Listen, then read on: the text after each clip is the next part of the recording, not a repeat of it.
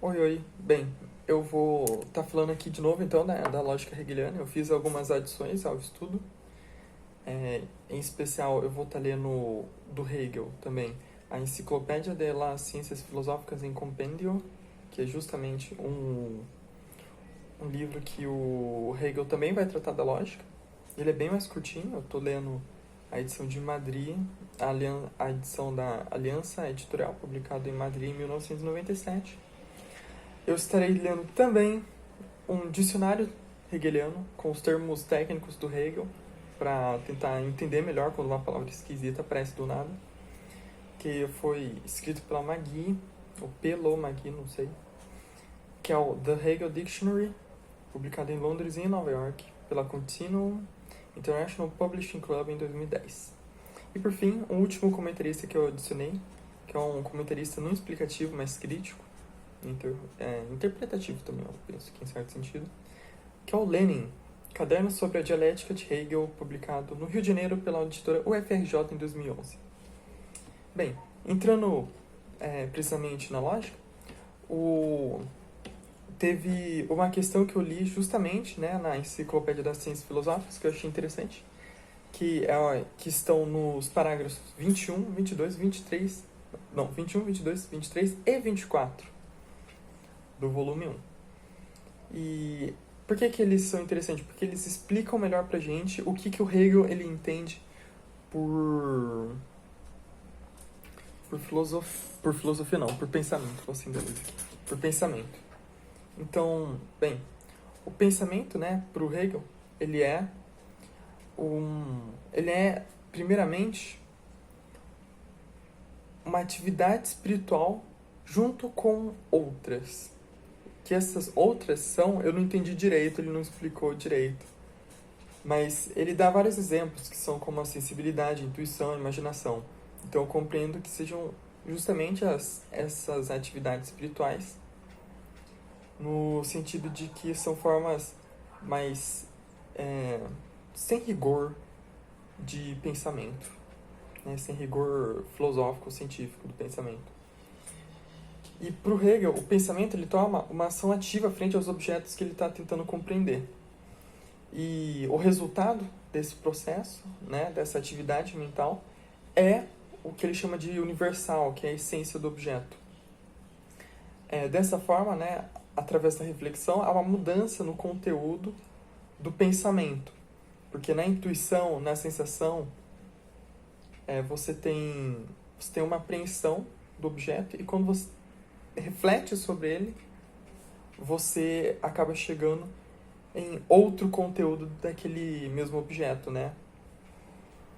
Então, por exemplo, você pode, sei lá, ver o trovão e achar que é o, sei lá, Deus que joga o trovão, sendo que na verdade são os elétrons e as cargas elétricas que fazem surgir o trovão, né? Então, você tem uma diferença entre o que aparenta ser, né, a partir da experiência sensível ou da imaginação, e o que realmente acontece, qual que é a natureza do objeto que você está estudando. Também, né, o Hegel entende o pensar como atividade própria. E, nesse sentido, ele também é uma atividade do eu enquanto liberdade. Como assim? Ele pensa o eu, né, o subjetivo. Nossa, eu estou pensando aqui, eu, Pedro. Esse eu, ele é um universal abstrato, livre de peculiaridades. De particularidades, quer dizer, particularidades. E, portanto, ele é idêntico a todos os indivíduos. É mais ou menos a ideia de que a razão é a mesma para todo mundo, entende? E essa razão que é a mesma para todo mundo é a atividade dela que chega ao universal. E claro, né, isso se expressa na cabeça de cada pessoa, né, essa razão. E nesse sentido, o pensamento para o Hegel ele é um pensamento objetivo, né, porque ele é um pensamento que chega até o universal, que chega até a essência do objeto. E também, a partir disso, ele percebe que a lógica ela coincide com a metafísica. Como assim? Ela coincide com a metafísica no sentido de que a lógica é a essência das coisas plasmadas em pensamento. ou seja, para o Hegel, o pensamento, ele é o pensamento, né, como a gente viu, ele compreende o objeto, ele chega no objeto, o pensamento, ele é universal. Ele é o universal do objeto. Então, a lógica é a ciência do pensamento, é o estudo sobre o pensamento, é o pensar sobre o pensar. Só que esse pensar que a gente está estudando, ele é a coisa plasmada em pensamento. Só que não é qualquer pensamento, são pensamentos que foram tidos como válidos para expressar determinações essenciais das coisas. E essa é a parte da metafísica. O que é a metafísica? Quando você pensa uma categoria justamente para explicar algo que está acontecendo. É como, sei lá, por exemplo, quantidade. Quantidade é uma categoria metafísica, mas a gente consegue... mas a gente usa ela para explicar algumas coisas, né? Então você tem 2 folhas, então você tem uma certa quantidade de folhas, 10 folhas, outra quantidade de folhas. Quantidade enquanto ideia não existe, de fato. No entanto, é um construto mental para a gente explicar o que existe, né? Então, nesse sentido, a lógica coincide com a metafísica, porque a lógica é o estudo do pensamento, e o pensamento, elas são categorias que a gente usa para explicar a essência das coisas, né? E essas categorias para explicar as coisas é a metafísica. E o que é interessante dessa parte, por que eu trouxe para cá, é que, então, o pensamento objetivo, né, ele é presente não só na lógica, né, porque quando a gente foi ver na ciência da lógica, o Hegel fala a todo momento. Não, a ciência da lógica é o pensar sobre o pensar. Como pensar é o objeto, portanto, a ciência da lógica é o pensamento objetivo, porque o sujeito e o objeto eles são o mesmo. Mas aqui o que o Hegel está mostrando pra gente é que isso também se aplica a outras áreas do sistema hegeliano, já que a lógica, já que o pensamento ele continua sendo objetivo para as outras áreas, né? Bem, entrando precisamente agora na parte da ciência da lógica, que se chama, né, a filosofia deve começar por onde? Se eu não me engano é essa parte, deixa eu olhar aqui. Com o que deve começar a ciência? É esse. Bem, entrando nessa discussão então, Hegel tinha dito pra gente, né, que a ciência da lógica ela não pode ter um objeto nem um método dado logo de início. Então fica a questão, tá, como que a gente começa essa ciência então? Bem, a gente tem que começar pelo que Hegel diz que é o início da filosofia. Né? A gente tem que começar por algum lugar, e que lugar é esse? É o começo da filosofia. E Hegel coloca, né, que esse começo ele tem que ser ou mediado ou imediato. Mediado no sentido de que através da razão eu chego até o início, ou imediato no sentido de que é algo que se apresenta diretamente para nós sem a necessidade de refletir sobre. E algo que ele coloca é que tanto o começo da filosofia enquanto algo mediado ou imediato já provaram estar errados. Só que ele não dá pra gente essa prova do porquê tá errado. Quem faz isso na tentativa de explicar o Hegel é o Winfield. Ele diz que se o começo fosse imediato, não teria como saber se esse começo imediato é de fato o começo da filosofia ou se outra coisa imediata é o começo da filosofia. E, portanto, não tem como ser o imediato. Mas se for mediado, portanto, se é algo que chega de forma mediada, né, através de raciocínios, portanto, ele tem uma causa. Mas se ele tem uma causa, ele não pode ser o começo. Entende?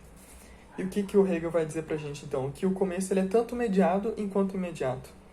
Ele é mediado porque ele se dá dentro da ciência, correto?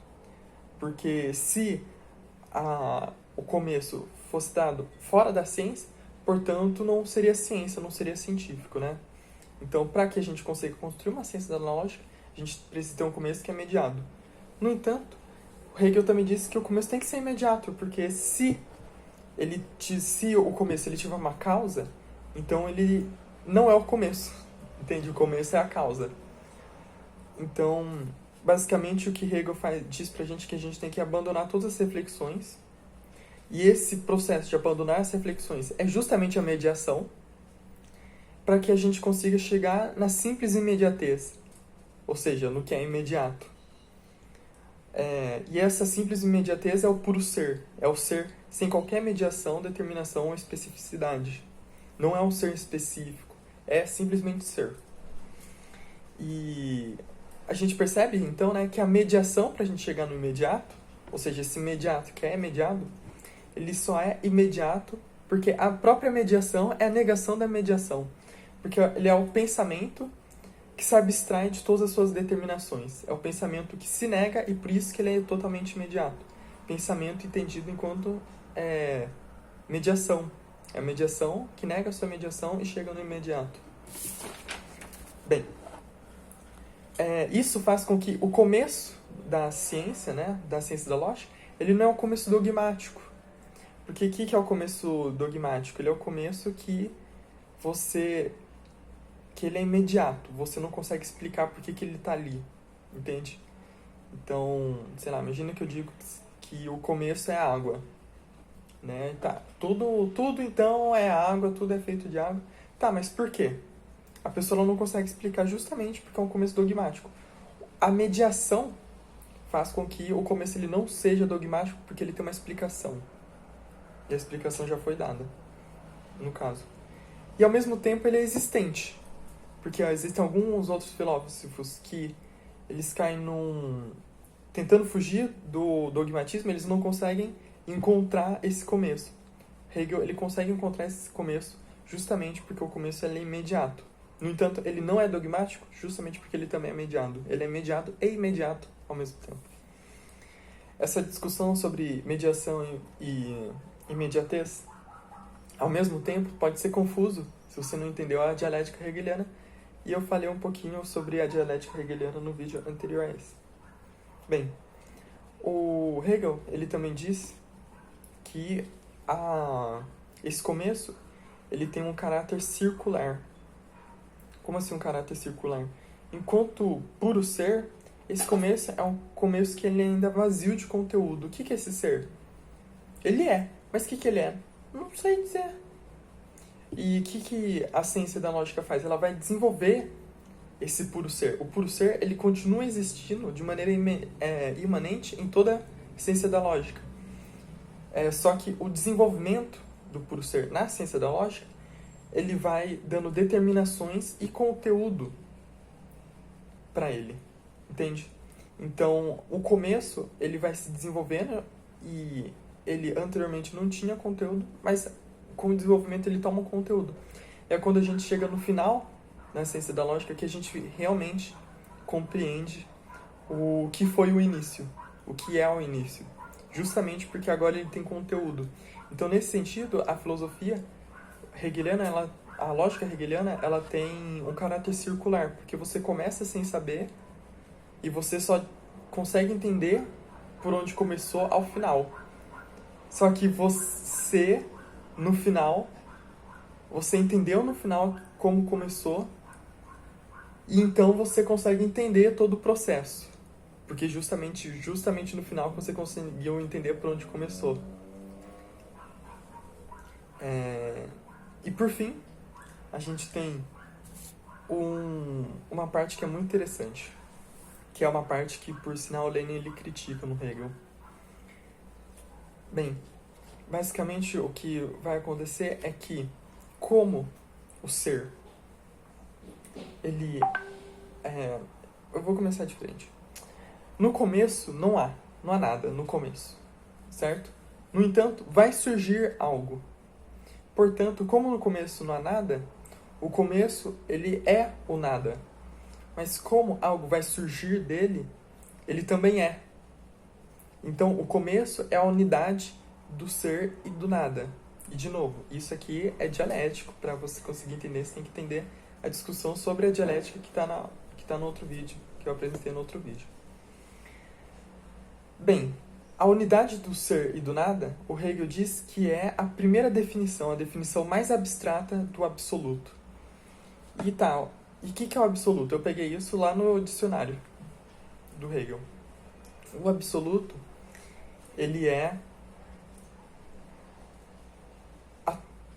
a totalidade que se autodetermina dialeticamente através das coisas finitas. Como assim? O Hegel ele pensa que existe um absoluto, que é como se fosse um ente, mais ou menos como é Deus, como mais ou menos é o Espírito Santo, por exemplo. Então ele é ciente, ele é infinito, e ele é o todo. Ele é o todo, tudo compõe ele, né?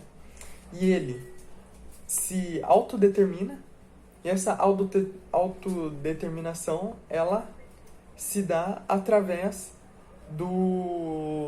das coisas finitas. Então, por exemplo, a minha existência, a sua existência, tudo isso é justamente a autodeterminação do absoluto. E que a primeira definição desse absoluto é justamente a unidade do ser e do nada. Por quê? Porque tudo é e tudo não é. Entende? Só que, claro, isso continua sendo muito abstrato. E é por isso que ele diz, a primeira determinação é a mais abstrata do absoluto. Qual que é a crítica do Lenin aqui? O Lenin ele vira e fala assim, tá, esse absoluto é idealismo. Né? O Lenin ele parte da filosofia materialista, né? E ele lê o Hegel tentando dar uma interpretação materialista do Hegel. E como, né, o Engels, né, ele diz, né, que o Hegel ele é o materialismo de ponta cabeça, né? Então você tem que ter... Calma, é isso mesmo que ele fala? Deixa eu só checar aqui rapidinho.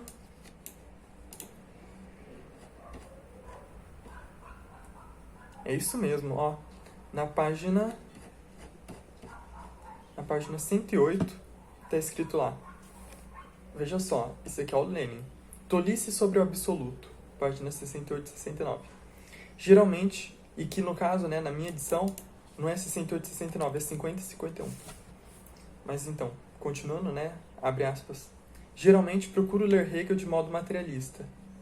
Hegel é o materialismo de cabeça para baixo, segundo Engels. Ou seja, eu elimino em grande parte o bom Deus, o absoluto, a ideia pura, etc. E nesse caso, ele está falando do absoluto. O absoluto, o Lenin ele nega o absoluto porque o absoluto é a parte idealista do pensamento hegeliano. Quando você tira a parte idealista do pensamento hegeliano, sobra para você a parte materialista.